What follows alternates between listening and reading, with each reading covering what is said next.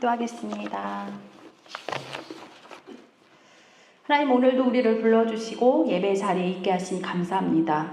하나님, 이 시간 말씀이신 하나님을 대면하고 하나님과 눈 맞춤으로 하나님의 말씀을 듣겠습니다. 온전히 성령님이 일하는 시간이 될 것을 믿고 감사드리며 예수님의 이름으로 기도드렸습니다. 아멘. 2주 전에 나는 복 있는 사람인가 첫 번째 설교로 우리가 복 있는 사람인가에 대한 말씀을 나눴습니다. 오늘은 3절 말씀을 통해서 다시 한번 체크해 보려고 합니다. 나는 복 있는 사람인가? 그런데 이 말씀을 먼저 나누기 전에 무디 이후에 부흥운동을 이끈 말씀과 기도의 사람 R.A. 토레이라는 분이 이런 말씀을 하셨다고 해요. 하나님께서 말씀의 진수성찬을 차려놓으셨지만 많은 사람들은 영적인 양식에 대한 갈망이 없어서 그분이 차린 상 앞으로 나온다. 갈망이 없이 하나님이 차려놓으신 진수성찬에 나온다라는 이 말씀을 하셨다고 하더라고요. 여러분은 영적인 양식에 대한 갈망이 있으십니까? 있으세요? 없으세요? 배불리 먹고 왔습니까? 둘 중에 하나겠죠. 배부르든지 아니면은 굶주리든지. 여러분은 영적인 양식에 대한 갈망이 있으세요? 자, 그래서 우리가 영적인 굶주림의 그 마음의 상태를 가지고 하나님의 말씀 항상 돼야 된다고 생각을 합니다. 자, 우리가 굶주림이 있다면 이 시간 하나님이 차려놓으신 말씀의 진수성찬을 구경만 하지 마시고 굶주려 있으면 어떻게 해야 돼요? 먹어야 돼요. 구경만 하고 있다면 내 배를 채울 수가 없어요. 오늘 이 시간에 하나님의 말씀의 진수성찬을 여러분한테 차려놓으셨습니다. 저한테도 마찬가지예요. 먹는 것은 누가 먹는 거예요? 내가 먹을 수 있는 겁니다. 그래서 우리가 구경만 하지 마시고 맛있게 하나님이 차려놓으신 이 말씀의 진수성찬을 드시는 시간이 되시기를 바랍니다. 3절의 말씀을 먼저 가기 전에 2주 전에 했던 말씀을 한번 되짚어 보려고 합니다. 복 있는 사람에 대한 3가지의 항목, 그리고 이렇게 하는 것은 이렇게 하는 것이다 라는 것까지 포함해서 4가지의 항목을 봤습니다. 첫 번째, 악인은 어떻게 한다 했어요? 악인의 꾀에 따르지 아니하며 라고 했어요. 자, 여기에서 악인은 누구였을까요? 악인은 누구였어요? 자, 악인은 하나님이 없는 사람이 악인이라고 그랬어요. 악인의 꾀를 따르지 않는다라는 것은 꾀는 생각이다 라고 해서 하나님이 없이 사는 사람의 생각이라고 이야기를 했고, 그 다음에 두 번째는 뭐였어요?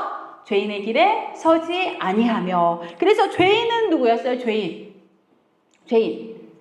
죄를 계속 반복적으로 짓는 사람이 죄인이었고, 이 죄인의 길에 선다라는 것은 내가 갈 방향, 내가 가는 행동을 이야기한다고 했어요. 그리고 오만한 자의 자리에 앉지 아니하고 라고 했어요. 오만한 자는 누구라고 했습니까? 하나님을 조롱하고 하나님의 말씀을 무시하는 사람이 오만한 자라고 했습니다. 이 자리에 앉지 않는다라는 것은 뭐라고 얘기했어요? 정착한다. 그래서 우리가 이것을 점층적 평행법이라고 이야기를 했습니다. 그래서 생각하고 행동하고 정착한다. 그래서 이거를 확장되는 형식으로 복 있는 사람은 이런 것들을 하지 않아. 생각하지 않고 행동하지 않고 그 제자리에 정착하지 않는 사람 이라고 우리가 정의를 내렸습니다. 그리고 2절에서 핵심적인 단어 2가지를 우리가 보았어요. 뭐였을까요? 오직이었어요. 오직. 1절에 이렇게 하지 않고 오직이라는 말로 2절을 이어가는데, 이 오직이라는 것은 킴이라는 단어라고 했어요. 그래서 대신해서 반대로 오직 이것만, 그래서 복 있는 사람은 이런 자리에도 앉지 않고 이렇게 하지 않아. 오직 다만 이것은 해 라는 것으로 2절의 말씀을 풀어갔다고 했는데, 주야로 하나님의 말씀을 묵상한다고 했어요. 묵상이라는 히브리어가 뭐라고 했죠? 하가였어요. 하가라는 것은 읍조리다, 되새기다, 마음속으로 반복한다라고 했어요. 우리가 이 말씀을 묵상하는 것은 계속 반복한다고 했잖아요. 한 번 들어서 못 알아요. 그죠? 그럼 계속 반복해야죠. 계속 반복해야 합니다. 자, 이 시간에도 계속 그 말씀을 계속 마음과 내 머릿속에서 계속 되새기시기를 바랍니다. 그래서 우리가 말씀을 주야로 묵상한다라는 것은 단순히 생각하는 것이 아니라 말씀을 마음속에서 계속 움직이는 상태를 이야기했어요. 움직인다는 것은 말씀이신 하나님이 내 안에서 움직이시면서 일하신다라고 했어요. 그래서 자몽에이드를 예로 한번 들었어요. 그냥 그 밑에 깔려 있으면 자몽에이드 맛이 나오지 않는다고 했어요. 그럼 어떻게 해요? 흔든다고 했어요. 이게 바로 움직이는 거예요. 그러면은 예쁜 색깔의 맛있는 달콤한 자몽에이드가 만들어진다고 이야기를 했잖아요. 그래서 말씀을 계속 읊조리고 말씀을 계속 되새기면 예수님이 하나님 계속 움직이시는 거예요. 내 안에서 하나님 계속 움직이면 하나님의 그 마음을 가질 수 있고 하나님의 말씀하신 것이 내 안에서 일한다는 거예요. 그래서 내가 예수화 되는 거예요. 자몽에이드가 막 흔들었을 때 맛있는 자몽에이드가 되는 것처럼 내가 말씀만 가지고 있고 얘가 잠잠히 있으면 안 돼요. 하지만 이 말씀이신 하나님이 내 안에 움직임으로 인해서 내 안에 누가 일하세요? 하나님이 일하시게 된다는 것을 우리가 저번 주에 배웠습니다. 3절에 이제 말씀을 한번 보려고 해요. 1절, 2절 말씀 지금 다시 한번 되새김으로 인해서 머릿속에 잘 들어오셨습니까? 그러면서 제가 저번 주에 이렇게 말씀드렸습니다. 여러분, 과연 복 있는 사람입니까? 라고 물었어요. 이 체크리스트를 잘 체크해 보신 걸로 제가 알고 있습니다. 자, 3절에서는 1, 2절에서 말하고 있는 복 있는 사람에 대해서 다시 말하고 있는데 이 복 있는 사람은 어떤 삶을 살아가야 하는지 말씀하고 있더라고요. 3절의 내용을 5가지로 우리가 한번 알아보려고 합니다. 복 있는 사람은 이런 삶을 살아야 한다라고 하는데 5가지에 대해서 제가 지금부터 여러분과 한번 말씀으로 풀어가 보도록 하겠습니다. 첫 번째, 복 있는 사람은 시냇가에 심은 나무다 라고 되어져 있어요. 복 있는 사람이 시냇가에 심은 나무다. 시냇가에 심은 나무, 이거는 위치적인 것을 이야기를 하는 거예요. 위치. 우연히 자란 나무가 아니라 의도적으로 옮겨 심긴 나무를 이야기해요. 여기를 보니까 시냇가의 나무다라고 않고 시냇가에 심은 나무다라고 되어져 있어요. 자, 심는 것은 본인이 가서 심어져요, 나무가? 아니요, 심는다는 것은 누가 심는 거예요. 그래서 제가 이 말씀을 보면서 시냇가에 심은 나무가 라는 말씀을 너무나도 많이 외웠는데 왜 이 심은이라는 단어를 몰랐을까? 이 심은이라는 단어는 누군가에 의해서 심겨지는 거예요. 그러면 여기에 시냇가에 심은 나무라고 되어져 있으면 분명히 그 나무를 누군가 심었다는 거예요. 어디에? 시냇가에 심었다는 거예요. 여러분, 이 말씀 잘 들어보세요. 우연히 자란 나무가 아니에요. 그냥 나무가 가서 우연히 시냇가에 심겨졌네, 그게 아니라 누군가 가서 의도적으로 시냇가에다가 이 나무를 심었다는 거예요. 근데 아까 여기에 보니까 복 있는 사람은 시냇가에 심은 나무라고 했어요. 그러면 누군가 이 나를 시냇가에 심는 거예요.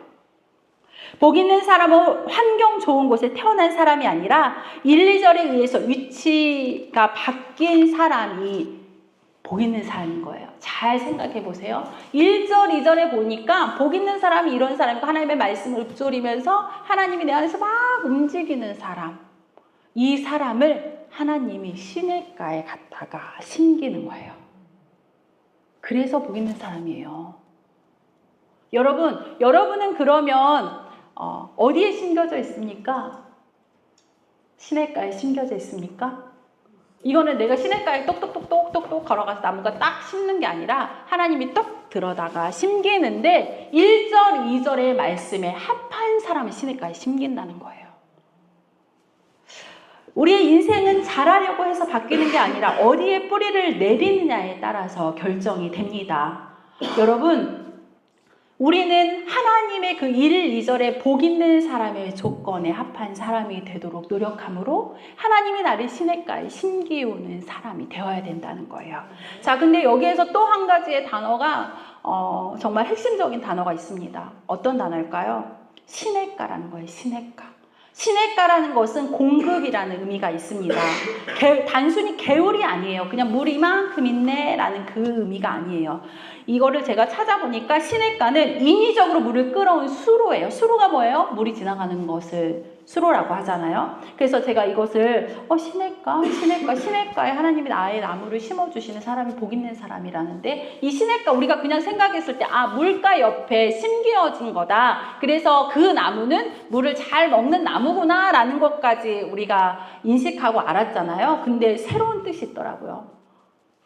히브리어로 팔게이마임이라는 게 시냇가라는 뜻인데, 단어인데, 이거는 설계된 공급 구조예요. 그러니까 자연적으로 비가 와서 거기에 물이 있는 게 아니라 수로를 낸 거예요. 물이 갈 수 있는 수로를. 그게 바로 시냇가예요. 아까 심긴다라는 단어하고 잘 생각을 해보시면 될 것 같습니다. 그냥 일반적인 시냇가는 비가 많이 오면 물이 많고 가무르면 말라요. 언젠간 마르잖아요. 근데 팔게이마임은 항상 흐름을 유지하는 거예요. 아까 수로를 만들었다고 했어요. 근데 거기 시냇가에 누가 심기웠어요? 하나님이 심기웠어요. 하나님이 심기우시고 수로를 만드는 거예요. 그래서 물의 공급이 비가 오든 가물든 상관없이 물의 공급을 계속 주시는 게 바로 이 시냇가라는 거예요. 그래서 우리는 절대 이 공급이 끊이지 않는 이 시냇가에 심기워져야 합니다. 근데 이것을 보면서 제가 히브리어를 체계적으로 공부하진 않았지만 이렇게 설교가 있을 때 히브리어의 원어적인 뜻을 많이 찾아보는데 정말 여기 또 숨은 뜻이 있더라고요. 그게 뭐냐면 이 팔게이마임이라는 이 히브리어 단어가 시냇가라고 했잖아요. 근데 이게 두 단어가 합해져 가지고 팔게이마임인 건데, 팔게이라는 것은 이게 복수형이에요. 원래는 펠레그라는 단수가 있어요. 물의 수로, 수로가 하나다라고 하면 단수인 거잖아요. 수로가 여러 개다 하면 복수인 거잖아요. 근데 펠레그라는 것은 수로가 하나 지나가는 거예요. 근데 여기에서 시냇가에서 사용되어지는 팔게이라는 이 히브리어는 복수예요. 수로가 여러 개가 있다는 거예요. 그래서 여기에는 팔게이마임이라는 것의 숨은 의미는 하나의 수로가 아니에요. 수로가 굉장히 많다는 거예요. 자, 여기서 복수를 쓴 이유는 공급이 다양하다라는 의미로 쓰여져 있고, 히브리어에서 복수는 아주 풍성함, 충만함을 강조한다고 되어져 있더라고요. 만약에 펠레그마임이라고 해서 한 줄기의 물이라고 쓰여졌으면 하나가 막히면 더 이상 물은 안 나와요. 하지만 팔게이마임이라는 여러 개의 수로가 있는데 하나가 막혀요. 그럼 거기 물 나와요, 안 나와요? 물 나와요, 안 나와요? 나와요. 여러 개가 수로가 있으니까. 이게 바로 팔게이마임이라는 거예요. 근데 감사하게도 필레그마임이라는 단어를 쓰지 않으셨어요. 팔게이마임. 내가 너를 심기운 그 시냇가는 하나의 수로가 아니야. 여러 개의 수로가 있어. 혹여나 이 수로가 막혀도 괜찮아. 다른 수로로 너를 공급해 줄 거야. 이 말씀에 은혜가 되더라고요. 하나만 있었으면 어쩔 뻔했어요. 이 수로에 문제가 생기면 더 이상 공급을 못 받을 텐데, 하나님께서는 이미 아시고 우리에게 여러 수로를 만들어 주신 거예요. 이거 다쳐도 괜찮아. 이거 다쳐도 괜찮아. 다른 수로로 너에게 계속적으로 공급할 거야.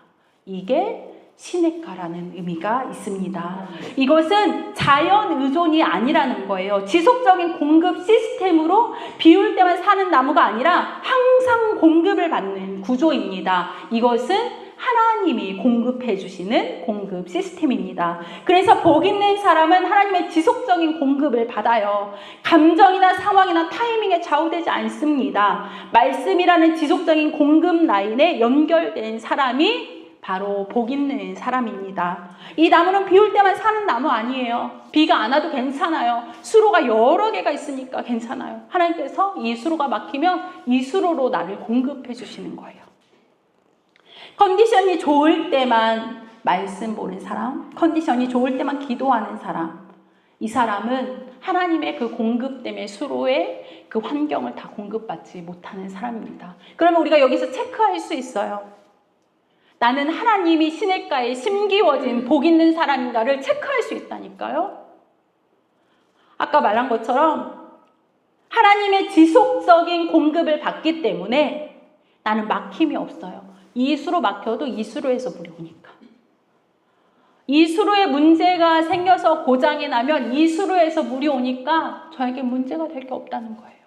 그러면 체크해 봅시다. 이런 사람은 컨디션이 좋을 때만 말씀 읽지 않습니다. 왜 그러냐면 항상 하나님의 공급하심을 받기 때문에. 이런 사람은 컨디션이 좋을 때만, 상황이 좋을 때만, 내가 괜찮을 때만 기도하지 않습니다. 하나님의 공급하심이 끊이지 않기 때문에. 복 있는 사람은 말씀과 기도로 항상 공급받는 구조로 연결된 사람입니다. 그러면 여러분 다시 한번 묻겠습니다. 여러분은 하나님이 시냇가에 심기워 두신 복 있는 사람입니까? 하나님의 그 수로로 항상 끊임없이 공급을 받고 있는 복 있는 사람입니까? 자, 세 번째로 철을 따라 열매를 맺으며 라고 되어져 있습니다. 철을 따라 열매를 맺는다. 이거는 과정 중에 하나를 이야기를 합니다. 그래서 이것은 타이밍을 이야기하게 돼요. 열매는 타이밍이 됐을 때 맺는 거잖아요. 근데 정확히 말해서는 하나님의 때를 말하는 겁니다. 내가 정한 때가 아니라 하나님이 정한 때. 자, 철을 따라 열매를 맺으며 하나님이 정하신 때, 그때에 맺는 열매를 말합니다. 항상 열매 맺는 게 아니에요. 항상 사시사철 막 열매가 주렁주렁 날지 않잖아요. 때가 되면 반드시 열매는 맺힙니다. 즉각적인 성과가 아니라 정확한 시점, 이 정확한 시점은 하나님이 정하신 하나님의 타이밍, 하나님이 정하신 하나님의 때를 이야기를 하는 겁니다. 근데 가끔 우리가 열심히 살고 하나님과의 관계를 잘 갖고 내가 정말 하나님이 심기워 주신 그 시냇가에서 하나님의 공급하심을 끊임없이 받음에도 불구하고 나는 왜 이렇게 열매가 맺어지지 않을까라는 생각과 고민이 빠질 때가 있습니다. 그때는 열매가 없는 게 아니라 아직 때가 아닌 거라고 말씀하고 계십니다. 때가 아니면 어떻게 해야 돼요? 기다리면 돼요. 분명히 열매는 맺힙니다. 누구의 때에? 하나님의 때에. 그게 바로 하나님의 타이밍이라고 우리가 이야기를 합니다. 우리가 정말 최선을 다해서 공부를 해요. 근데 성적이 안 나와요. 낙심할 때 있어요. 하나님 왜 이렇게 저는 안 됩니까? 하나님 저 왜 이렇게 열매가 없습니까? 라고 고민할 때도 있어요. 그래도 기다리면 돼요. 하나님의 수로로 공급받는 그 물이 끊이지 않게 내가 그 자리에서 기다리면 언젠가는 열매를 맺을 수 있다는 것입니다. 가족 전도하기 굉장히 힘드시죠. 낙심될 때도 정말 많아요. 하지만 내가 하나님의 심기워진 시냇가에서 계속 기도할 때 그 하나님의 타이밍에, 하나님의 그 때에 하나님이 절묘하게 일하신다는 것을 말씀드리고 싶습니다. 자, 기다림은 믿음이에요. 믿음. 내가 시냇가에 심기워졌고 하나님이 나를 시냇가에 심기워 주셔서 내가 열매를 맺을 때 하나님의 그 타이밍을 계속 기다려요. 기다림은 믿음입니다. 하지만 방치는 착각이라는 거예요. 방치해 두는 건 뭐예요? 그냥 두는 거예요. 나 시냇가에 심은 나무 같아. 그런 착각에 그냥 방치해 두는 건 굉장히 위험하다는 거예요. 우리가 말씀으로 하나님이 나를 시냇가에 옮겨 심길 수 있도록 우리가 해야 되는 거예요. 1절, 2절의 말씀으로 내가 살아갈 때 하나님이 나를 시냇가에 심기신다는 거예요. 그냥 심기시지 않아요. 그러니까 1절, 2절의 말씀에 그렇게 하고 계신 거잖아요. 말씀을 계속 읊조림으로 내가 죄의 자리에 없는 거, 내가 오만한 자리에 있지 않을 때 하나님께서 나를 시냇가에 심기신다는 거예요. 그래서 착각하지 맙시다. 하나님께서 나를 사랑하셔서 그냥 시냇가에 심기지 않으세요. 나를 그냥 복이 있는 사람의 자리에 두지 않으신다니까요. 이거를 그냥 복 있는 사람 우리 다 복 좋아하잖아요. 그래서 우리가 그동안은 저는 그랬던 것 같아요. 저는 이 복 있는 사람 그래 나지 이렇게만 생각했는데 이 말씀을 공부하다 보니 아니었어요. 이런 복 있는 사람의 행동이 되어졌을 때 하나님이 복 있는 사람의 자리에 심기신다는 거예요. 그러면 1, 2절은 누구한테 책임이 있는 거예요? 내가 해야 되는 거예요. 내가 하고 3절의 말씀에서는 하나님이 그 환경을 그 상황을 그렇게 만들어 주신다는 거예요. 자, 그래서 철월 달에 열매를 맺는 것까지 했어요. 그래서 혹시 열매가 맺혀지지 않아서 낙심되는 분이 계십니까? 괜찮습니다. 기다리면 됩니다. 어디에서? 시냇가에서 기다리면 됩니다. 자, 네 번째로 잎사귀가 마르지 아니함 같으니 라고 되어져 있어요. 잎사귀를 이야기하고 있는데, 앞에서 이야기한 열매는 과정 중에 하나의 결과를 이야기하고 있고, 이 잎사귀는 상태를 이야기하는 거예요. 생명력을 이야기하는 겁니다. 우리가 보이는 성과 이전에 내적인 생명 유지가 무너지지 않음을 이야기하고 있는데, 진짜 복은 보이는 거가 아니에요. 보이는 것을 유지하는 게 아니라 무너지지 않는 상태를 유지하는 것을 말하고 있습니다. 자, 근데 이 말씀을 보면서 제가 그동안은 그냥 지나쳤는데 생각되어지는 게 있어요. 왜 열매를 먼저 말했지? 열매는 끝에 얘기해야 될 것 같잖아요. 우리가 점차적으로 이야기를 하면 잎을 말하고 네가 잎이 마르지 않아서 그러면 열매를 맺을 거야 라는 것을 이렇게 이야기가 되는데, 이게 순서가 바뀐 거 아닌가? 라는 생각을 했어요. 그래서 안 그래서 이 부분을 찾아봤습니다. 이 순서가 바뀐 거 맞아요. 열매가 맨 마지막이잖아요. 근데 지금 열매를 이야기하고 잎을 이야기를 했단 말이에요. 그래서 보니까 이건 단순한 나열이 아니라 의도적인 역전의 구조라고 되어져 있더라고요. 히브리스의 특징에서 중요한 것은 뒤에다 둔대요. 중요한 거. 그러면 열매를 앞에 놓고 잎을 뒤로 뺐다라는 것은 잎이 마르지 않는 것이 열매 맺는 것보다 더 중요한 거야 라는 것을 강조하고 있다는 거예요. 자, 결과보다는 지속성을 강조하기 위해서 이 히브리 시의 특징상 중요한 것을 뒤로 두는 것처럼 이 3절의 말씀에서도 열매와 잎의 방향, 그 순서를 바꿔서 두었다는 것입니다. 자, 그러면 잘 생각해 봅시다. 잎이 마르지 않는다. 잎이 마르지 않는다. 잎이 마르지 않는다는 것은 어떤 상태에 됐을 때 잎이 마르고 안 마르고 할까요? 잎이 마르지 않는다는 것은 계속 수분이 공급이 된다는 거잖아요. 자, 계속 수분이 공급되고 공급되지 않고의 차이를 이야기를 하고 있습니다. 하나님은 한 번의 열매보다 계속 살아있는 상태를 더 중요하게 보신다는 거예요. 한 번에 그냥 열매 짠 맺고 그냥 잎이 다 말라서 죽는 것을 바라시지 않고, 하나님께서는 열매는 괜찮아. 내 때가 되면 그 열매를 맺게 할 거야. 그러니까 너는 그 물가에서 물을 수분을 계속 먹으면서 잎이 마르지 않은 상태를 유지하면 되는 거야. 잎이 마르지 않는 상태는 그 나무는 살아있는 거예요. 잎이 말랐다라는 것은 더 이상 뿌리로부터 수분을 공급받지 못해서 그 나무는 죽은 나무예요. 자, 우리가 중요한 것이 있습니다. 아까 제가 말씀드린 것처럼 열매에만 되게 집중을 하는데, 열매를 맺을 수 있는 것은 나무가 살아있어야 열매를 맺어요. 죽은 나무에서는 열매를 맺을 수 없습니다. 열매를 맺는 건 기다릴 수 있어요. 하지만 마르는 것은 위험한 신호라는 거예요. 한번 체크해 봅시다.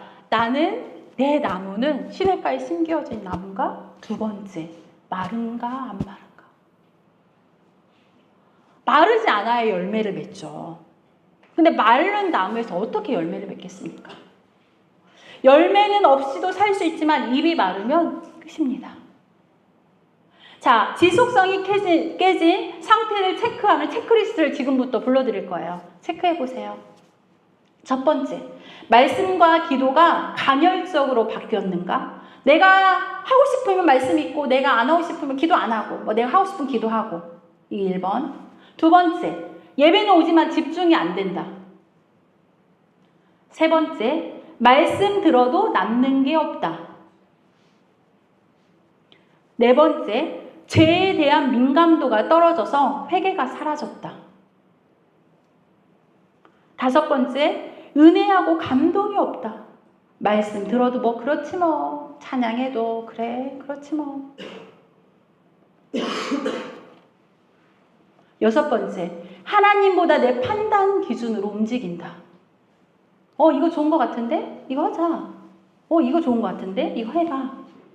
하나님의 기준보다 내 판단의 기준으로 움직인다. 7번째, 기도 없이 결정한다. 7개의 항목이 있었습니다. 여러분 몇 개의 체크가 되십니까? 이게 지속성이 깨지는지, 나는 지금 수분을 잘 빨아들이고 있는지를 체크할 수 있는 상황인 것 같습니다. 잘 체크해 보세요. 왜 그러냐면 아파서 병원에 가도 진단을 해야 그 병을 고칠 수 있습니다. 이거는 바로 말씀 앞에서 내가 하나님 앞에 진단받을 수 있는 체크리스트인 것 같습니다. 내가 지금 하나님이 공급하시는 그 수로에서 물을 잘 받아들이고 있는지, 내가 지금 건강하게 입이 마르지 않은 상태인지를 체크해 볼 수 있는 거예요. 잘 체크해 보시기를 바랍니다. 이미 뿌리가 아닌 잎으로 버티는 것은 정말 위험합니다. 잎은 금방 말라버려요.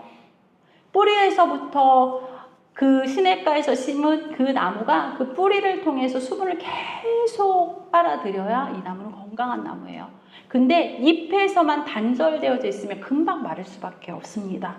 기쁨도 없고 평안도 없고 쉽게 지친다. 갑자기 무너진 게 아니라 이미 오래전부터 말라가고 있었던 것입니다. 여러분 기쁘십니까? 기쁘세요? 안 기쁘세요? 여러분 기쁘세요? 안 기쁘세요? 막 지금 졸려 죽겠어요. 평안이 있으십니까? 여러분은 지금 열매가 없는 상태일까요? 아니면 마르고 있는 상태일까요? 여러분 지금 어떤 상태세요? 열매가 없으십니까? 아니면 내 잎이 마르고 있는 상태입니까? 열매가 없는 건 괜찮아요. 하지만 잎사귀가 마르고 있다면 그건 정말 위험한 신호입니다.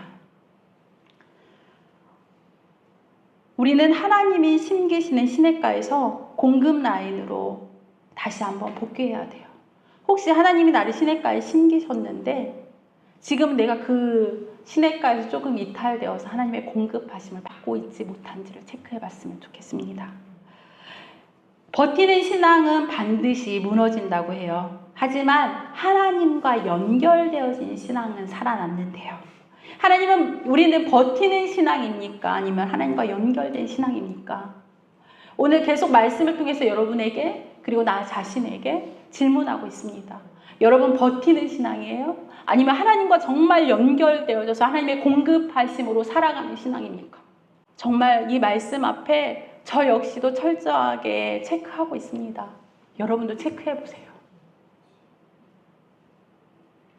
이 말씀은 저한테 개인적으로 주신 말씀도 아니고 우리 이 자리에 모인 모두에게 주신 하나님의 말씀입니다. 자, 5번째, 하는 모든 일이 형통하리로다 라고 되어져 있어요. 여러분, 형통이 뭐예요? 형통이 뭐예요? 자, 잘 들어보세요. 형통은 뭐냐면 돈 잘 버는 거 형통일까요? 돈 잘 버는 거 형통? 잘 나가는 거 형통일까요? 높은 지위에 있는 거? 마음의 평안이요? 내가 원하는 것이 다 이루어지는 거. 이게 형통이에요? 네? 만사 형통. 그러니까 그 형통이라는 것을 우리가 잘 생각해 봐야 돼요. 여기에 보니까 그가 하는 모든 일이 다 형통하리로다 라고 되어져 있어요. 그러면 우리는 다 잘 될 거야 라고 이야기하잖아요. 돈도 잘 벌을 거고 지위도 높은 지위로 올라갈 거고 나 잘 나갈 거야. 우리 애들 막 공부도 잘해서 막 좋은 대학도 가고. 이게 형통입니까? 아니에요. 여기에서 말씀하고 있는 형통, 그 형통이 아니더라고요. 저도 그냥 형통하리로다 뭐 보기 있는 사람 다 잘 되는 거야 라고 생각했는데 아니더라고요. 하나님 뜻 안에서 잘 성취되는 거, 모든 일이 잘 된다가 아니라 목적대로 이루어지는 거, 잘 흘러가는 거, 목적대로 흘러가는 게 형통이라는 거예요. 이 목적대로가 누구의 목적대로일까요? 여러분의 주인은 누구세요? 하나님이에요. 그러면 하나님의 목적대로 잘 흘러가는 거, 이게 바로 형통이라는 거예요. 근데 돈 잘 벌고 잘 나가고 내가 직장에서 승진하고 그거는 내 형통이잖아요. 내 형통. 하나님은 그 형통을 말씀하신 게 아니에요. 하나님의 뜻 안에서 전진하고 성취되는 상태, 돈, 성공, 결과가 아니라 하나님의 의도와 맞게 흘러가는 삶을 이야기하고 있다는 거예요. 형통은 노력의 결과가 아니에요. 내가 이렇게 최선을 다해서 열심히 했으니까 나 다 이루어져서 형통할 거야. 이게 아니라는 거예요. 하나님 옆에 뿌리 내린 사람에게 따라오는 그 하나님의 목적대로 이끌어지는 삶, 그 방향대로 흘러가는 삶, 이게 바로 형통이라는 것입니다. 지금 여러분의 상태는 어떻습니까? 복 있는 자리에 있습니까? 내 안에 말씀의 움직임으로 시냇가에 심기워진 사람입니까? 하나님의 절대적인 공급으로 하여금 나의 상태는 마르지 않은 상태일까요? 아니면 하나님의 공급이 끊어진 상태입니까? 오늘 이 말씀 앞에서 다시 우리가 하나님의 공급 라인을 잘 체크해 보시기 바랍니다. 지금 어떠한 상황과 문제로 하나님의 공급하심이 끊어져 있습니까? 그렇다면 다시 그 공급 라인을 찾기 위해서 우리가 하나님께 매달려야 돼요. 상황에 상관없이. 다른 거 신경 쓰지 말고 주변의 문제보다 더 큰 거, 더 큰 문제는 내가 시냇가에서 벗어나서 잎사귀가 마르고 있다는 사실입니다. 여러분 주변에 여러 가지 문제들이 있죠. 그 문제는 더 이상 문제가 되지 않아요. 제일 큰 문제는 내가 그 시냇가에서 벗어나서 하나님의 공급하심을 받지 못하고 있다는 게 제일 큰 심각한 문제입니다. 여러분 하나님의 공급하심을 지금 제대로 받고 계십니까? 하나님의 그 연결된 수로 안에서 하나님의 공급하심을 받음으로 인해서 잎사귀가 마르지 않은 상태입니까? 하나님이 보시기에요. 내가 판단하는 거 말고 하나님이 보시기에 그래 너 잎사귀 안 말랐네. 좀 있으면 내 때에 열매 맺을 거야. 야 너 시냇가에 심겨지긴 했는데 지금 수로 다 막혔어. 너 잎사귀 마르고 있잖아. 어느 쪽이십니까? 말라도 괜찮아요? 말라도 괜찮겠습니까? 저는 요즘 이 끈을 놓치지 않기 위해서 발버둥 치고 있습니다. 자면서도 하나님 살려주세요. 하나님 제발 살려주세요. 라고 기도하면서 매일 하나님 앞에서 시한부 인생으로 살고 있습니다. 하나님의 그 공급하심이 없이는 저 또한 우리 모두가 하나님 앞에 시한부 인생입니다. 하루를 하나님께 맡기며 오늘 하루 살게 해주셔서 감사합니다 라고 기도하며 잠자리에 듭니다. 그 어느 것보다 내가 하나님의 공급하심으로 내가 살아나야 다른 사람도 살릴 수 있겠더라고요. 여러분 내가 먼저 살아야 됩니다. 예전에 설교 시간에 목사님이 이 예화를 한번 두셨는데 기내 방송에서 어떤 사고가 났을 때 산소호흡기가 위에서 내려오니까 이걸 끼워야 합니다 라는 안내문을 합니다. 그때 아이가 있는 부모에게 부모님이 먼저 끼시고 아이를 끼워줘야 된다고 하잖아요. 우리의 상식으로는 어떻게 부모가 먼저 껴요? 아이를 먼저 끼워줘야지. 하지만 부모가 살지 못하면 그 아이를 살릴 수 없다는 거예요. 여러분, 그러니까 내가 먼저 살아야 돼요. 하나님 안에 그 수로가 막혔으면 내가 그 수로를 다 뚫어야 되는 거예요. 여러분 지금 무엇에 집중하고 계십니까? 이 말씀을 통해 다시금 정비하고 하나님과의 관계를 잘 회복하시기를 바랍니다. 내가 하나님의 관계를 회복하지 않고 하나님의 공급되어지는 수로가 끊어졌다면 나는 시냇가에 심은 나무도 아니고 열매를 맺을 수도 없을 뿐더러 잎사귀는 계속 말라간다는 사실을 잘 새기시기를 바랍니다. 우리는 가끔 착각합니다. 나 복 있는 사람이야. 나 복 있는 사람이야. 이게 사실입니까? 착각입니까? 분명히 말씀에서 말씀하고 있잖아요. 복 있는 사람은 복 있는 사람의 자리에 있어야 복 있는 사람이라니까요. 나 복 있는 사람이 있을 자리에 없으면서 왜 나 복 있는 사람이라고 하는 거예요. 하나님의 그 수로에 시냇가에 심겨져서 하나님의 영향을 공급을 받아야 내가 복 있는 사람이라니까요. 여러분 그 공급 받고 계십니까?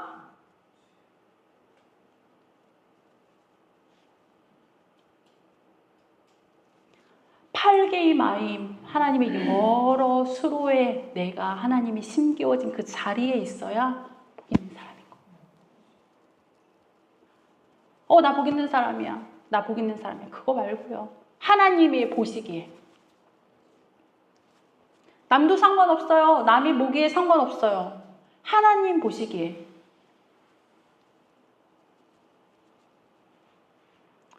복 있는 사람은 그 사람은 하나님의 말씀을 주야로 묵상함을 통해서 악인들의 꾀를 따르지 아니하고 죄인들의 길에 서지 아니하고 오만한 자리에 앉지 않으므로 하나님으로부터 시냇가에 심기어져서 하나님의 마르지 않는 공급을 받는 사람이 복 있는 사람입니다. 이 1절, 2절, 3절의 말씀을 통해서 복 있는 사람의 개념이 좀 바뀌었으면 좋겠어요. 우리가 그동안 그냥 단순하게 생각했던 복 있는 사람, 그래 나 하나님 안에 있으니까 복 있는 사람이야. 조금 더 친밀하고 조금 더 세밀하게 하나님의 말씀 앞에서 우리가 점검함을 통해서 하나님이 숨기워진 그 복 있는 사람의 자리에 내가 있는가? 착각하지 말고 살자고요.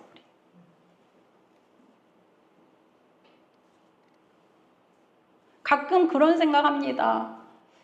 사람 다 착각하고 살잖아요. 내가 잘하고 있는 것 같아. 내가 하나님 앞에 이 정도 뭐 괜찮지. 근데 나중에 하나님 앞에 갔을 때 야, 너 그거 착각이었어 라고 말하면 난 어떻게 해야 되지? 라는 생각을 해보게 되었습니다.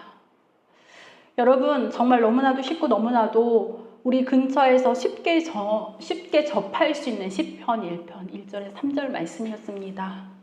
하지만 이 말씀이 그동안 우리가 착각에 빠졌던 말씀은 아닐까? 하나님이 이렇게 말씀하고 계시는데 라는 것을 다시 한번 체크했으면 좋겠습니다.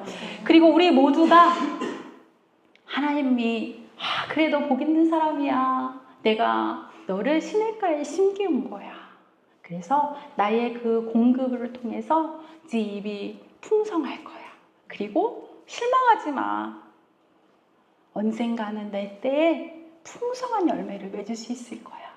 라고 말씀하시는 그 하나님의 음성이 모두에게 들려졌으면 좋겠습니다. 기도할게요. 하나님 감사합니다. 부족하고 연약하지만 하나님의 말씀을 깨닫게 하시고 이 귀한 말씀을 저희들에게 허락하여 주시니 감사합니다. 하나님 죄송합니다. 그동안 우리가 우리의 기준에서 하나님의 말씀을 착각했습니다. 하나님 우리를 불쌍히 여겨주시고 다시 말씀 앞에서 기도를 통하여 하나님의 공급하심이 끊어지지 않도록 하나님 우리를 붙들어 주시옵소서. 그래서 하나님이 보시기에 복 있는 사람이 되게 하시고 하나님이 인정하신 복 있는 사람이 될 수 있도록 하나님 도와주세요. 아멘. 예수님의 이름으로 기도드렸습니다. 아멘.